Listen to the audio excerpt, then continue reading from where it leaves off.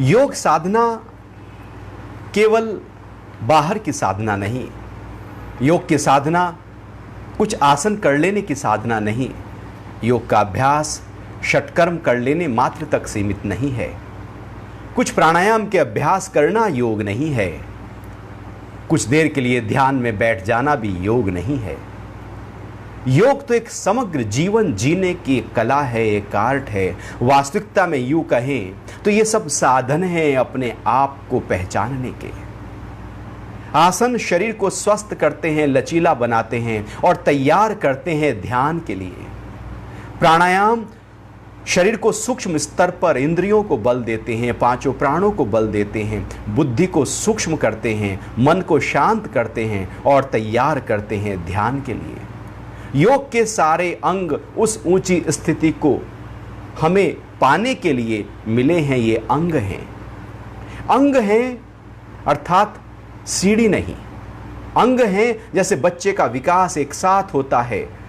बच्चे के अंग, हमारे अंग ये कहलाते हैं हाथ पैर, चूंकि विकास एक साथ हो रहा है। ऐसे ही अष्टांग है, वहां पर भी एक साथ समग्र साधना करनी होती है। लेकिन केवल स्थूल रूप से हम योग को समझ लें कि यही योग है। महर्षि पतंजलि कह रहे हैं कि चित्त की वृत्तियों का निरोध योग है, अर्थात मन में जो हमेशा कुछ ना कुछ ख्याल, कभी पास्ट, कभी फ्यूचर, कभी ये हलचल, कभी वो हलचल, कभी ये डर, कभी ये राग, कभी ये द्वेष, लगातार हमारे मन में जो कुछ ना कुछ चलता रहता है, वृत्ति चलती रहती है, मन हिलता रहता है। ये हलचल की प्रक्रिया दिन भर भी रहती है और ये हलचल की प्रक्रिया यदि हम सो जाते हैं तो स्वप्न के रूप में रात को भी चलती ही रहती है। वृत्तियां कभी शांत हो ही नहीं रही हैं। कभी कुछ अच्छी वृत्ति आ गई तो हम खुश हो गए, कभी कोई दुख की आ गई तो हम परेशान हो गए, कभी लाभ हो गया तो हम खुश हो गए, हानि हो गई तो दुख हो गया। ये ऊपर नीचे हिलती हुई वृत्तियां हमें पूरे तरह से हिला रही हैं। लगातार जीवन भर हम हिलते जा रहे हैं इन वृत्तियों के कारण से। ये वृत्तियां ही हैं जो हमें हमारे से संपर्क साधने में रुकावट बनी बैठी हैं। ये वृत्तियां ही हैं जो मुझे मेरे योग की स्थिति को प्राप्त कराने में रुकावट बनी हुई हैं। ये वृत्तियां ही हैं जो जन्म मरण के कारण हैं और ये वृत्तियां ही हैं जो दुखों का कारण हैं। बुद्ध कहते हैं ये संसार दुखमय है। गीता में भगवान कहते हैं, श्री कृष्ण, संसार दुखमय है। पतंजलि कह रहे हैं संसार दुखमय है, क्योंकि हम इन वृत्तियों में झूल रहे हैं। वृत्तियों में झूलना जीवन नहीं, जीवन तो वृत्तियों के पीछे बह रहा है। हम वृत्तियों में जीवन को ढूंढ रहे हैं। जहां जो नहीं है, जब वहां वो ढूंढा जाता है तो वहां वो मिलता ही नहीं। भला रेत में से सरसों का तेल थोड़ी निकलता है, निकल ही नहीं सकता, क्योंकि वहां वो उपलब्ध ही नहीं है। वृत्तियों में जीवन की जीवंतता है ही नहीं। आनंद, वो सुकून, वो शांति, वो हल्कापन है ही नहीं वहां पर। वो निरंतर रहने वाला सुख, अक्षय सुख जिसको कहते हैं, वो है ही नहीं वृत्तियों में। वृत्तियों में होता तो हर व्यक्ति वृत्ति में रहकर खुश हो जाता। ये वृत्तियां तो पास्ट की हैं तो फ्यूचर की हैं, पास्ट की हैं तो दुख लेकर आएंगी, फ्यूचर की हैं तो डर और लोभ लेकर आएंगी। ऐसे ही पास्ट और फ्यूचर में हमारी वृत्तियां घूमती रहती हैं और हम झूलते रहते हैं और जीवन भर झूलते रहते हैं और सुखी दुखी होते रहते हैं। पुरानी कोई बात आ गई तो दुख में चले गए, आगे कुछ डर आ गया तो डर गए। वृत्तियां जीवन नहीं, इसलिए महर्षि पतंजलि यहीं से ही शुरुआत कर रहे हैं।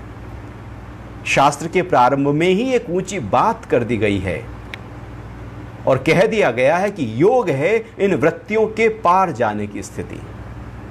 अध्यात्म है वृत्तियों से परे जाने की एक प्रक्रिया, जहां वृत्तियां शांत हैं, ठहरी हैं, एकदम पूरी तरह से। जब हम साक्षी हो जाते हैं तो वृत्तियां खुद ब खुद शांत हो जाती हैं। अध्यात्म है कि साक्षी भाव खड़ा है और हम वृत्तियों के आने और जाने को देख रहे हैं।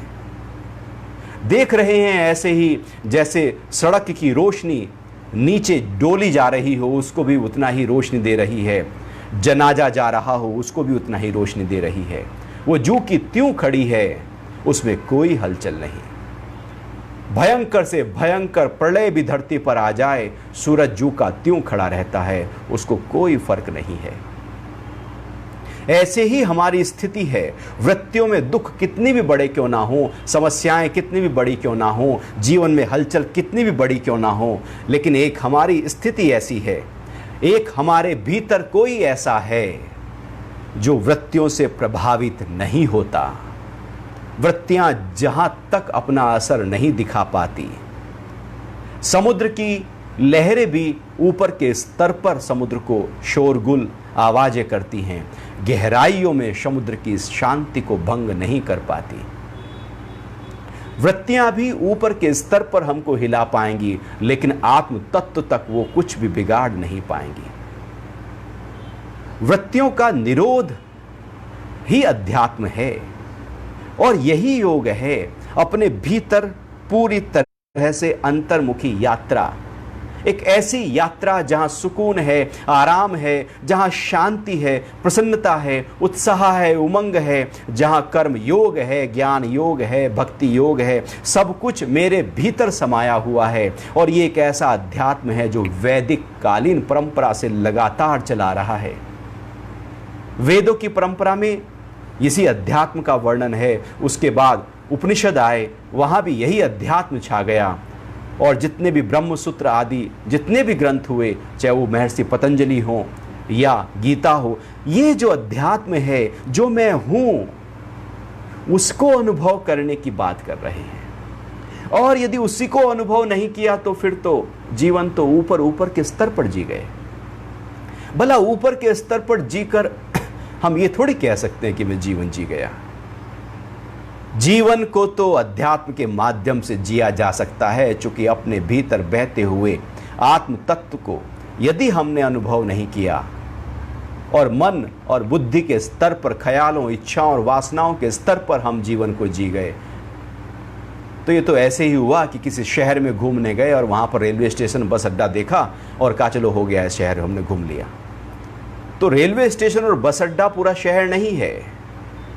जीवन भी केवल मन और बुद्धि के स्तर पर आने वाले ख्याल नहीं है, बल्कि इसके भीतर एक कुछ और है जो अध्यात्म के माध्यम से अनुभव किया जा सकता है। और योग की साधना हमें उसी का अनुभव कराने में, वहीं तक पहुंचाने में रत है। योग की साधना लगातार भीतर की तरफ गति करती है और भोग की साधना बाहर की तरफ। भोग बाहर की तरफ, योग भीतर की तरफ, संसार बाहर की तरफ, अध्यात्म अंदर की तरफ। ये द्वार कहलाते हैं हमारे। आंख, नाक, कान, ये सब द्वार हैं, मन द्वार है। लेकिन हमने इन द्वारों को केवल बाहर की तरफ, आंखों से बाहर देखा, मन बाहर सोचा, बुद्धि ने बाहर, सब बाहर। द्वार में तो अंदर भी जाते हैं तो बाहर भी आते हैं। योग के माध्यम से इन सभी द्वारों को हम उल्टा रूप देते हैं, अर्थात इन्हीं के माध्यम से अंदर आते हैं। अंदर आते हैं, इंद्रियों को अपने मन के साथ, मन को बुद्धि के साथ और बुद्धि को अपने आत्म तत्व के साथ जब जोड़ते हैं तो अनुभव पाते हैं कि सारी शांति जिसकी तलाश बाहर थी वो तो अंदर है।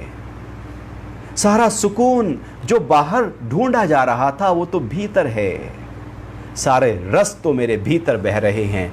सब कुछ जीवन का महत्वपूर्ण सबसे टॉप लेयर जो है, जो महक, जो सुंदरता, वो भीतर है। हमने कहीं बाहर ढूंढने की कोशिश की और बाहर तो फिर मिला क्या? बाहर कुछ नहीं मिलेगा। बाहर अंत तो गत्वा दुख ही मिलने वाला है। जितना भी इकट्ठा किया जाएगा सब स्वाहा होने वाला है, सब खोने वाला है। चूंकि परिवर्तनशील संसार है, यहाँ ये शरीर धीरे धीरे बूढ़ा हो रहा है, संबंध जो नज़दीक हैं वो दूर हो रहे हैं। धन आज था कल नहीं रहेगा, कल नहीं था आज आ गया। जो बाहर सब कुछ लगातार बदल रहा है, वहाँ जीवन क्यों ढूंढना? जहाँ जीवन बह रहा है वहाँ ढूंढा जाए। और अध्यात्म और स्पिरिचुअलिटी यही कार्य करती है कि मुझे मेरा संपर्क, मेरा संबंध भीतर से करा देती है। यदि भीतर से हमारा संबंध हो गया, अपने आप का पता हमने पा लिया, तो बात बन गई। हम भीतर के अपने ही पते को भूल गए हैं। इसलिए भी कहते हैं कि जो बिछुड़े हैं प्यारे से, भटकते दर बदर फिरते, हमारा यार है हम में, हमन को होशियारी क्या।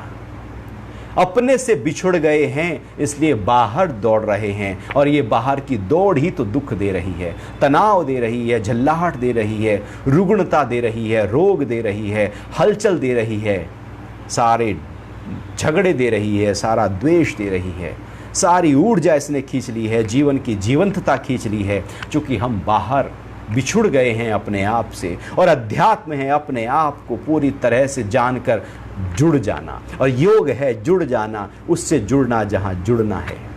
हम वहां जुड़े जहां नहीं जुड़ना था। गलत दिशा में जुड़ने के कारण से ही सारा गड़बड़ है। योग सिखा देता है सही दिशा, बता देता है सही दिशा कि जुड़ना कहां है। जहां जुड़ना है जैसे ही वहां जुड़े। यदि आप दो तारों को लेकर और यदि सही तार सही जगह जोड़ा तो आराम से इलेक्ट्रिसिटी का प्रवाह होने लगेगा, और यदि गलत जोड़ दिया तो स्पार्क हो जाएगा। वहीं पर धुआं उठने लगेगा, वहीं पर करंट लग जाएगा, वहीं तहस नहस हो जाएगा, हो सकता है आग लग जाए। हम भी ऐसे ही कुछ है, अपने आप को जगत से ऐसे जोड़ा, अपने से तोड़ कर जोड़ा, इसलिए सारे दुख स्पार्क की तरह खड़े हैं। यदि अपने से जोड़ लिया जाए, जो सही जोड़ना है वही है प्राण का प्रवाह, आत्मा की तरफ गति। सही दिशा में जुड़ना ही योग है, सही दिशा में जुड़कर जीवन को जीना ही अध्यात्म है। और ये तब होगा जब हम भीतर से जुड़ेंगे। पहला स्टेप भीतर से जुड़ना है, और भीतर से जुड़कर उसके बाद जब बाहर जुड़ेंगे। जगत बुरा थोड़ी है, अपने वाले बुरे थोड़ी है। धन भी चाहिए, व्यापार भी चाहिए, पद भी चाहिए, प्रतिष्ठा भी चाहिए, सब होगा। भीतर से जुड़कर होगा तो उसका दुख नहीं आएगा, और यदि भीतर से जुड़कर नहीं होगा तो जो सब है एक के जाने पर भी हिल जाएंगे हम। जरा सा नुकसान हो जाए, 100 का नोट जेब से निकल जाए तो मन हिल जाता है, क्योंकि उससे पूरी तरह से जुड़े थे। लेकिन यदि भीतर के साथ, अंतरतम के साथ जुड़े हैं, उसके बाद हम बाहर के सारे कर्मों में प्रवृत्त हो रहे हैं, तो सारे कर्म आनंद देंगे, हल्कापन देंगे, उत्साह देंगे, उमंग देंगे। और यदि कोई चीज़ मेरे सामने कल को नहीं भी रही तब भी मैं परेशान नहीं, क्योंकि मैं भीतर से जुड़ा हूँ। जब केवल बाहर से जुड़ते हैं तो हिलाती हैं चीज़ें, जब जुड़े हैं भीतर से, यही है अध्यात्म। इसी को कर्म योग कहते हैं कि कर्म हो रहा है और योग अपने भीतर के साथ हो रहा है। जुड़े हैं अपने भीतर से, भक्ति हो रही है और जुड़े हैं अपने भीतर से, भक्ति योग हो रहा है। और ज्ञान में हैं और जुड़े हैं अपने भीतर से, ज्ञान योग हो रहा है। जुड़ना महत्वपूर्ण है, अपने अंतरतम को अनुभव करना महत्वपूर्ण है। और सारी प्रार्थनाएं, नानक देव जी तो एक के बाद दूसरे तक पहुंचे ही नहीं ना, कि पहले एक को तो समझ लूं ये एक क्या है। जब अध्यापक ने पढ़ाना शुरू किया गिनती 1 2 कि पहले एक को तो समझ लूं, उसी एक को पकड़ लिया और उसी एक को पकड़ के एक कार तक पहुंच गए, जुड़ गए भीतर के साथ में। वो भीतर का जुड़ना ही तो एकदम आत्म साक्षात्कार कर देता है और वही दिव्यता पैदा करता है। यदि भीतर से एक को ही नहीं पकड़ा, अद्वैत को नहीं पकड़ा, अपना भीतर आत्म तत्व जो है वही पूरे ब्रह्मांड में फैला हुआ है, वो एक है, इसलिए एक ओंकार है, जिसकी नाद से पूरा जगत, पूरी तरह से पूरी सृष्टि प्रकट हो रही है। ये एक को पकड़ना ही अध्यात्म है। और ये योग यही कार्य करता है कि मुझे एक से मिला देता है, अपने से मिला देता है। और बाहर तो हम न जाने कितने हजारों से मिले पड़े हैं, हमारे फ़ोन में हजारों फ़ोन नंबर होते हैं, हम अनेकों से जुड़े हैं, बिना एक के जुड़े अनेकों से जुड़े हैं। एक महत्वपूर्ण है, एक के आगे यदि 0 लगाओगे तो 10 हो जाएगा, एक 0 और लगाओगे तो 100 हो जाएगा, एक और लगाओगे तो 1000 हो जाएगा। और यदि 0 एक हटा दिया जाए तो सारा 0 हो जाएगा। एक को पकड़ लो, उसके बाद बाहर कितना भी फैलाव कर दो, उसका सब प्रकटीकरण और बिल्कुल बहुत ज़्यादा रौनक आने लगेगी। और यदि एक ही हट गया तो बाहर कितना भी विस्तार क्यों ना हो जाए, एक समय जीरो ही हो जाएगा।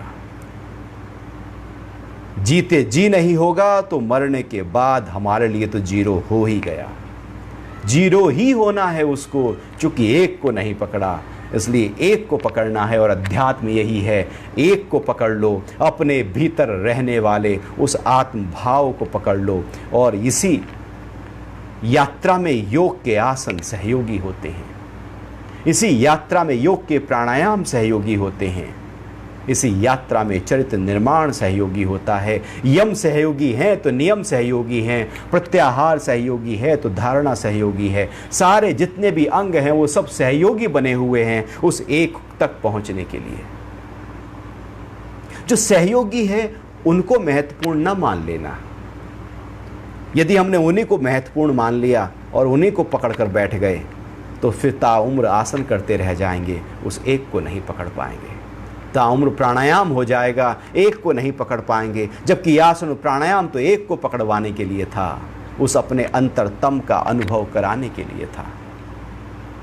हमारी कोशिश, हमारी प्रयास और सारी अभ्यास, सारी साधना, साधना का मतलब ही होता है ऐसा धन जो लगातार मेरे साथ रहे। साधन, धन ऐसा जो साथ हो मेरे, और जो भीतर की यात्रा है उससे ज़्यादा साथ और कौन हो सकता है। और ये श्वासों के माध्यम से आप श्वासादि माला नाद सिमरा में तेरा नाम, श्वास श्वास में जब उसका सिमरण हो जाए, अर्थात श्वास श्वास में जब अंतरतम में अपने आप का अनुभव होने लगे, तो श्वास श्वास में गुरु नानक देव श्वास श्वास में अपने उस अंतरतम उस राम को अनुभव कर रहे हैं। एक भी श्वास बिना उसके जा नहीं रही है। अभी तो हमें पता ही नहीं है कब श्वास आई कब चली गई। 21,600 बार सांस आती है जाती है, कभी पता ही नहीं है। गुरु की तो एक एक श्वास पर पहरा है, और वो तो एक एक श्वास से जुड़ा है अपने एक के साथ में। हर एक श्वास मुझे एक का पता बता रही है। और जब वो जुड़ जाए और लगातार श्वासों के माध्यम से अपने भीतर की यात्रा का प्रारंभ हम कर लें, तो आप निश्चित मानिएगा कि आप जगत में रहते हुए, परिवार में रहते हुए, सारे कार्य करते हुए अपने साथ जुड़कर उस असीम आनंद को, असीम शांति को प्राप्त कर लेंगे। फिर हलचल होगी, नुकसान होगा, आप नहीं हिलेंगे। दुख आएगा, आप नहीं हिलेंगे। समस्याएं आएंगी, आप हिलेंगे नहीं बल्कि उनका समाधान कर देंगे। परिस्थितियां आएंगी, लेकिन आपने अपनी स्थिति को पकड़ा है तो परिस्थितियां कुछ बिगाड़ नहीं पाएंगी, क्योंकि आप अपने स्व के भाव में हैं। जब हम स्वभाव में होते हैं तो किसी का कोई प्रभाव नहीं होता और किसी चीज़ का कोई अभाव नहीं होता, क्योंकि मैं अपने स्वभाव में हूँ। और योग की साधना मुझे मेरे स्वभाव के साथ पूरी तरह से एक जुट कर देती है, लगातार एक भाव में टिका देती है। योग की यात्रा अनूठी यात्रा है, गुरु शिष्य परंपरा से लगातार चली आ रही है, हजारों सालों से चली आ रही है। चूँकि दिव्य है इसलिए अभी तक है, और ये निरंतर रहने वाली है। जब तक मानव जाति है, ये भीतर की साधना, भीतर की यात्रा हमेशा से रहेगी ही रहेगी। सब कुछ बाहर करो, थोड़ा सा अपने साथ भी जुड़ो। जैसे मोबाइल को हम थोड़ी देर के लिए चार्ज कर देते हैं, पूरा दिन उससे काम लेते रहते हैं, ऐसे ही अपने एक के साथ जुड़ जाओ, उसके बाद अनेक के साथ रहो, फर्क नहीं पड़ता। यदि मोबाइल को चार्ज ही नहीं किया तो वो तो बेकार हो गया। अध्यात्म यही कार्य करता है और योग यही कार्य कर रहा है कि वो जोड़ देता है हमें ही अपने भीतर के साथ।